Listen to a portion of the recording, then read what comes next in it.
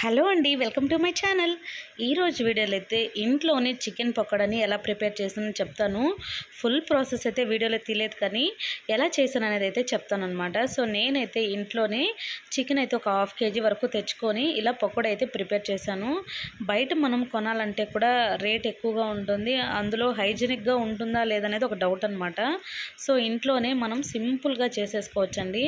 వాటిలలో అల్లం పేస్టు, కొద్దిగా కార్న్ పౌడరు, గరం మసాలా, కారము, కొద్దిగా ధనియాల పొడి, మిరప్పొడి, సో ఇవన్నీ వేసేసుకొని అంతా మిక్స్ చేసుకోవాలన్నమాట. మ్యారినేట్ చేసేసుకొని ఒక 2 అవర్స్ వరకు మనం డీప్ ఫ్రిడ్జ్లో పెట్టేసుకున్నామంటే ముక్క అనేది కొద్దిగా గట్టి పడుతుంది.